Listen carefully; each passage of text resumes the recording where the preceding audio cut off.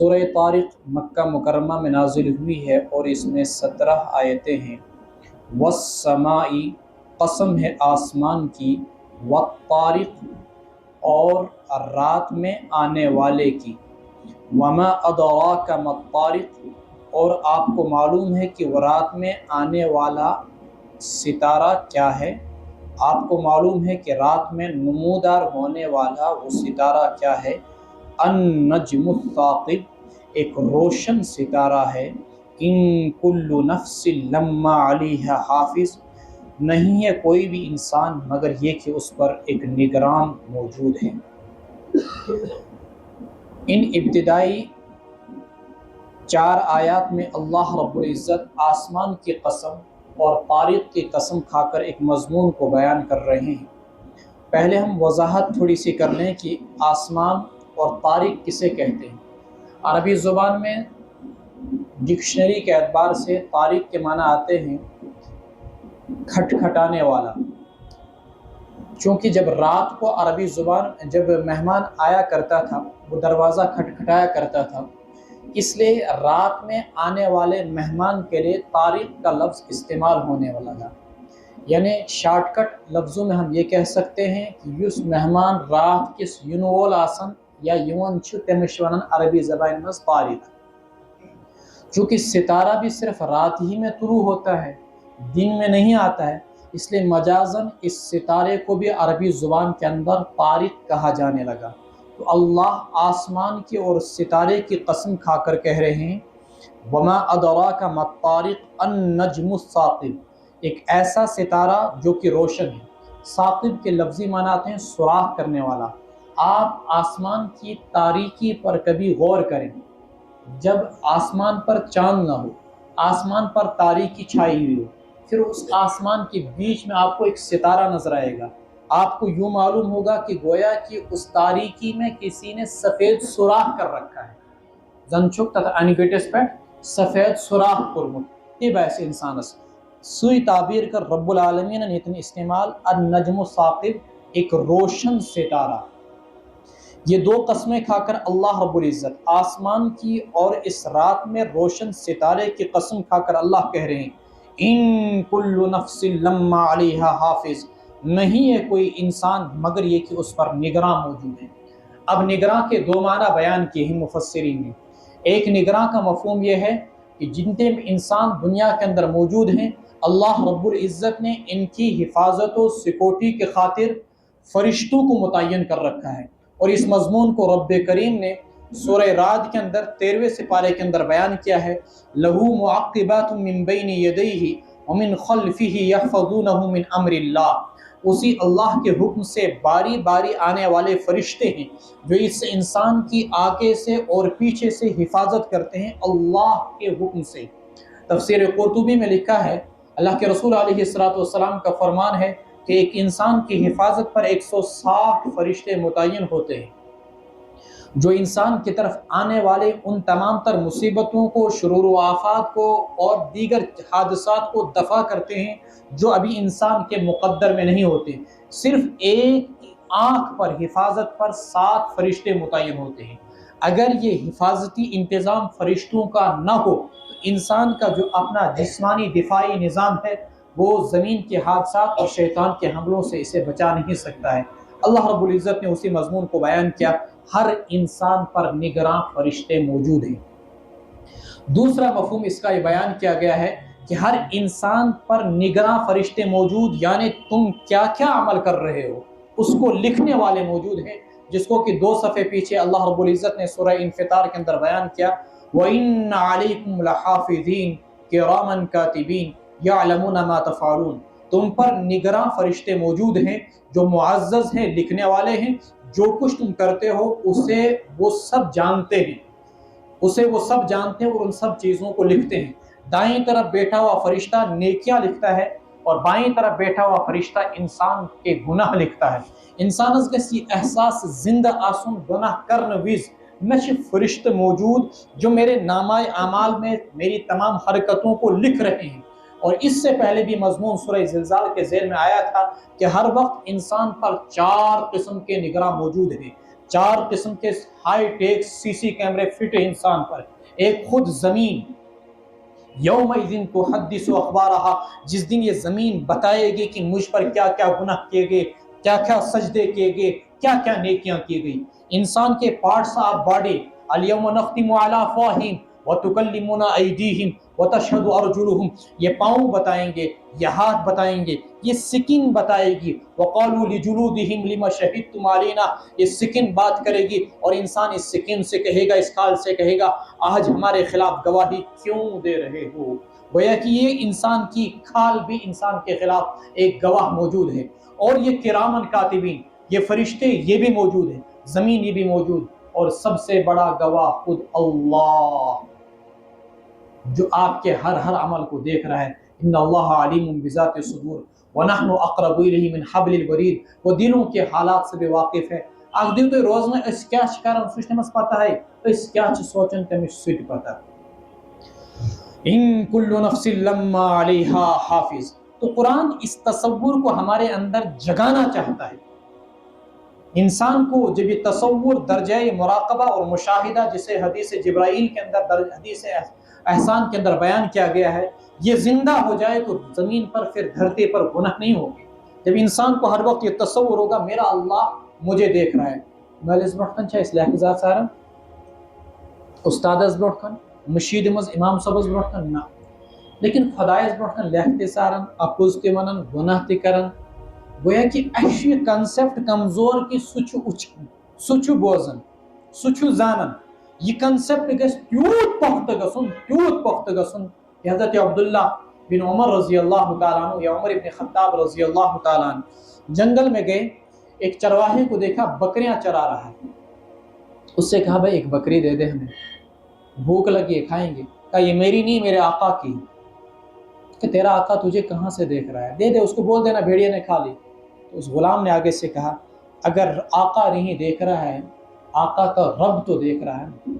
اس لیے یہ غلام چرواہا، اس ان پڑھ انسان، اس کا یہ کنسیپٹ اتنا مضبوط تھا، اتنا مضبوط تھا، میرا رب مجھے دیکھ رہا ہے کہ اس نے بے ایمانی نہیں کی۔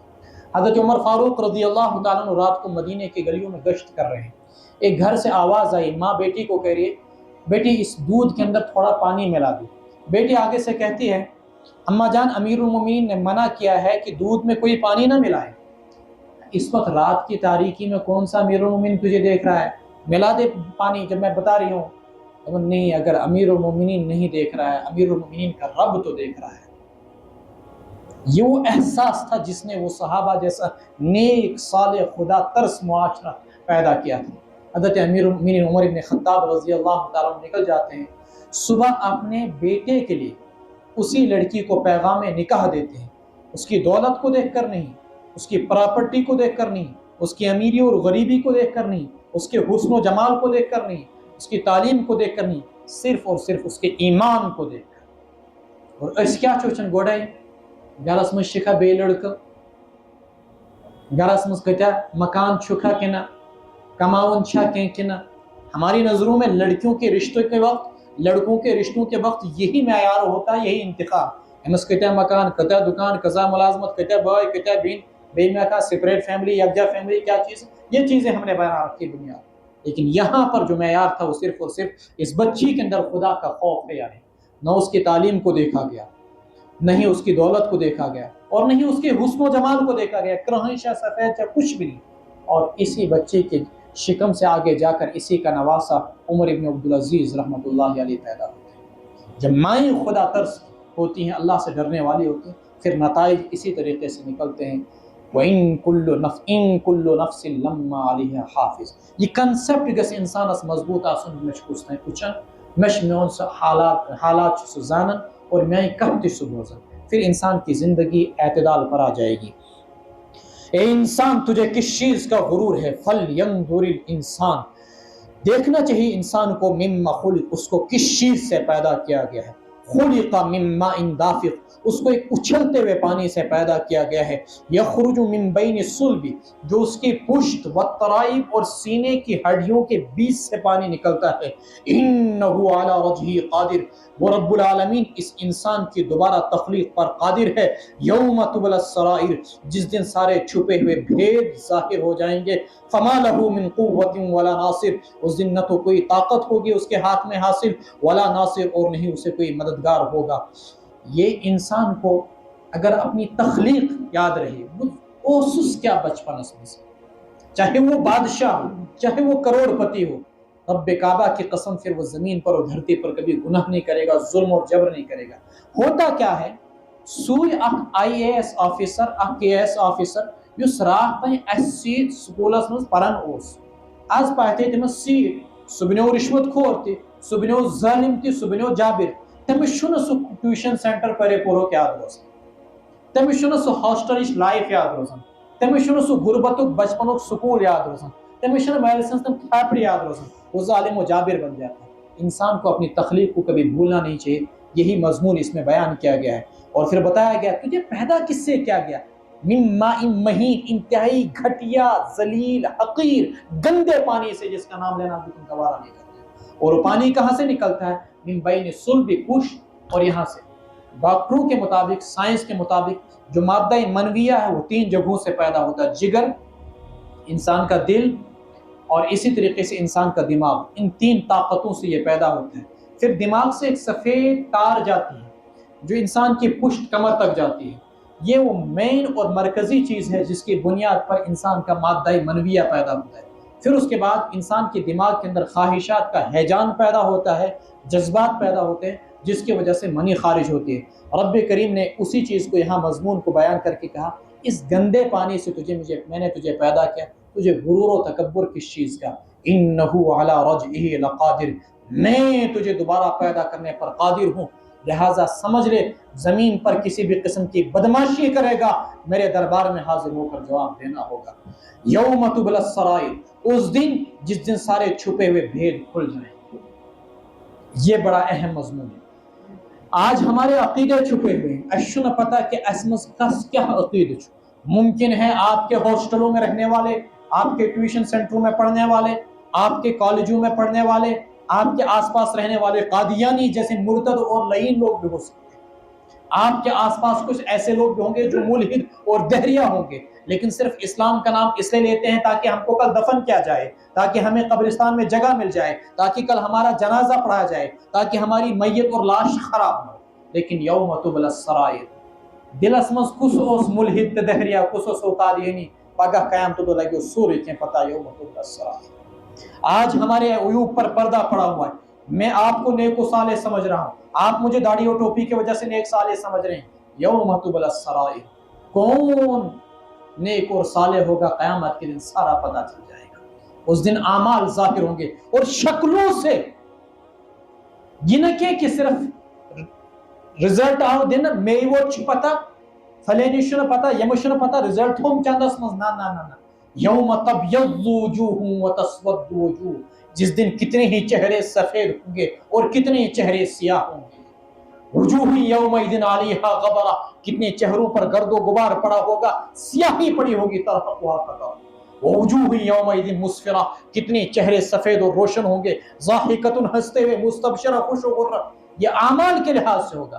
اور حضرت علامہ انور شاہ کشمیری رحمۃ اللہ علیہ تو فرمایا کرتے تھے، کل قیامت کے دن، آج ہمیں دنیا میں جنات نظر آتے ہیں، قیامت میں جنات کو، ہم جنات کو دیکھیں گے، جنات ہمیں نہیں دیکھ پائیں گے۔ دوسری چیز وہ فرمایا کرتے تھے کہ انسانوں کی جو شکلیں ہوں گی وہ اعمال کے لحاظ سے متشکل ہوں گی۔ نم شکل آسن، کیا آسن سور شکل مز، کیا آسن ہونی شکل مز، کیا آسن خنزیر شکل مز، کیا کھر شکل مز، کیا پنزریں شکل مز، جس کے اندر جیسے اعمال ہوں گے، کیا صرف شکل مز، ایسی شکلیں انسانوں کے قیامت کے دن بعض لوگوں کی بگاڑ دی جائیں گے۔ یوم تبلی السرائر، جس دن سارے بھید کھل جائیں گے، فما لہ من قوت ولا ناصر۔ حضرت علی رضی اللہ تعالیٰ عنہ فرماتے ہیں، میدان حشر میں جس وقت بھید کھلیں گے اور انسانوں کے حقائق آشکارا ہو جائیں گے، اتنی ذلت و خواری ہوگی، اتنی ذلت و خواری ہوگی، وہ عرض کریں گے کاش رب کریم جلدی سے حساب و کتاب کر دے تو اٹھا کر ہم کو جہنمی میں ڈال دے، لیکن یہ ذلت ہم سے برداشت نہیں کی جاتی۔ وَأَصَرُّوا النَّدَامَةَ لَمَّا رَأَوُا الْعَذَابَ، وہ اپنی ندامت کو چھپانے کی کوشش کریں گے جب وہ عذاب کو دیکھیں گے، لیکن چھپا نہیں پائیں گے۔ وَالسَّمَاءِ ذَاتِ الرَّجْعِ، قسم ہے آسمان کی جو بارش برسانے والی ہے، وَالْأَرْضِ ذَاتِ الصَّدْعِ، اور زمین کی۔ اچھا قرآن میں جو یہ مضمون کہا گیا فَمَا لَهُ مِن قُوَّةٍ وَلَا نَاصِرٍ، اس دن انسان کے پاس کوئی طاقت نہیں ہوگی اور کوئی مدد نہیں ہوگی۔ رب کریم نے اس مضمون کو قرآن میں جا بجا بیان کیا۔ مثلا تیسرے سپارے کے پہلی آیت، یا ایھا الذین آمنوا انفقوا مما رزقناکم من قبل ان یأتی یوم لا بیع فیہ ولا خلۃ ولا شفاعۃ، اے لوگو جو روزی ہم نے تمہیں دی اس میں سے خرچ کرو قبل اس کے کہ وہ دن آئے گا جس میں نیکیاں خرید نہیں پاؤ گے، ولا خلہ، کوئی دوست آپ کے کام نہیں آئے گا کسی دوستی کی، کوئی سفارش۔ دنیا میں جب ہم مصیبتوں میں پھنستے ہیں، پیسہ پھینک تماشا دیکھ، یہ دل نمو پتر کو آنکھ بیمارا یہ کہ نوگا چارٹرڈ طیارہ کیا اس کے لیے 8.5 لاکھ روپے میں اس کو دلی پہنچایا، حالانکہ ڈیلی ویجر مزدور انسان تھا، زمین پہ ایک مکان کو فوراً دل بات نہ ہو، 8.5 لاکھ روپے خرچہ بات نہ ہو، فوراً جہاز اس میں دل، لیکن قیامت کے دن کچھ نہیں، فما لہ من قوت ولا ناصر ولا خلہ، کوئی دوستی نہ، سب کو اپنی اپنی پڑی ہوگی۔ الاخلاء یومئذ بعضهم لبعض عدو، دوست کے دشمن ہوں گے، الا المتقون، سوائے متقیوں کے کہ وہ قیامت کے دن ایک دوسرے کے دشمن نہیں ہوں گے۔ یوم یفر المرء من اخیہ وامہ وابیہ، انسان اپنے ماں بہن بیٹی بھائی سب سے بھاگے گا، بیٹے سے۔ فما لہ من قوت ولا ناصر والسماء ذات الرجع، قسم ہے آسمان کی جو بارشیں برسانے والا ہے، والارض، اور زمین کی جو پھٹنے والی ہے۔ آسمان سے بارشیں بستی ہے، یہ اللہ کی بہت بڑی نعمتیں ہیں، بارشیں نہ برسیں زمین سے کوئی چیز نہیں اگ سکتی ہے۔ والارض ذات الصدع، زمین پھٹتی ہے، اس سے پھل، اس سے غذائیں، اس سے درخت، اس سے دنیا بھر کی نعمتیں اگتی ہیں۔ اگر زمین نہ پھٹے، آسمان سے بارش نہ برسے، لوگ ایک ہی سال کے اندر دنیا سے فنا ہو جائیں گے۔ انہ لقول فصل، یقیناً یہ قرآن ایک فیصلہ کن کتاب ہے جو حق اور باطل کے درمیان امتیاز کر دینے والی ہے۔ وما ہوا بالحزن، یہ مذاق کی چیز نہیں۔ حارث اعور ایک کمزور راوی ہے، حضرت علی رضی اللہ تعالیٰ عنہ سے روایت کرتے ہیں، حضرت علی رضی اللہ تعالیٰ عنہ نے فرمایا کتاب فیہ نبأ ما قبلکم، یہ قرآن ایک ایسی کتاب ہے جس سے تم سے پہلوں کے واقعات موجود، وحکم ما بعدکم، اور تمہارے بعد لوگوں کے جو فیصلے ہیں وہ اس قرآن کے اندر موجود ہے۔ من ترکہ من جبار قسمہ اللہ، جو اس قرآن کو سرکشی کی وجہ سے چھوڑ دے گا اللہ اس کو ریزہ ریزہ کر دے گا، قسم ریزہ ریزہ کر دے گا۔ وَكَمْ قَصَمْنَا مِنْ قَرْيَةٍ كَانَتْ ظَالِمَةً وَأَنشَأْنَا بَعْدَهَا قَوْمًا آخَرِينَ وَمَنِ ابْتَغَى الْهُدَى بِغَيْرِهِ أَضَلَّهُ اللَّهُ، اور جو اس کو چھوڑ کر کہیں اور سے ہدایت تلاشے گا اللہ تبارک و تعالیٰ اس کو گمراہ کر کے چھوڑے گا۔ لہذا ہدایت کا ایک پہلا ہے صرف اور صرف قرآن کریم سے۔ انہ لقول فصل وما هو بالحزن، یہ کوئی مذاق کی کتاب نہیں۔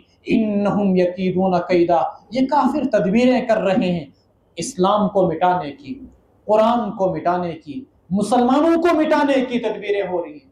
اللہ فرما رہے ہیں وَأَكِيدُ كَيْدًا، میں بھی تدبیریں کر رہا ہوں۔ اور آتوس نا وہ جمع اخوافت خبر تو ایسو بوزمت کنا یہ کراؤں نو سو اک جموں کشمیر اسمز تحقیق و ریسرچ یتک لوگ کت پیڑ بنے مسلمان یت کم چھ نبری میں مت، یعنی یس این آر سی نبرو سوئی کرو یت نافذ۔ اللہ تبارک و تعالیٰ فرمائے کریو تو سازش، یکیدون کیدا وَأَكِيدُ کیدا، میں بھی تدبیر کر رہا ہوں، اور جب میری تدبیر ہوگی نا پھر تمہارا نام و نشان نہیں مٹ جائے گا۔ برطانیہ سے کیا ہو، لوگ بولتے ہیں برطانیہ اس وجہ سے یہاں سے بھاگا، اس وجہ سے کہ یہاں کے لوگوں نے بھوک ہڑتال کی، تمہیں کیا فرق پہ ہے، میرے تو فاقے سے۔ لوگ بولتے ہیں برطانیہ اس وجہ سے یہاں سے بھاگا کہ یہاں کے لوگوں نے زبردست آندولن کیا، کرتے رہو نا آندولن، ان کو کیا فرق پڑے گا، یہاں کے لوگوں نے آندولن نہیں کیا پھر کیا ہوا۔ اللہ تبارک و تعالیٰ نے ان کی معاشی طاقت کو ٹکڑے ٹکڑے کر دیا کہ انگریز کو یہاں سے بھاگنا پڑا۔ تمہیں اس نے پنی گاروں خرچ پکنا پورے ہندوستان۔ رشین پاور کو کیا ہوا، 13 سوویت ریاستوں کو ایک ساتھ وہ چھوڑ کر بھاگے، کس بنیاد پر؟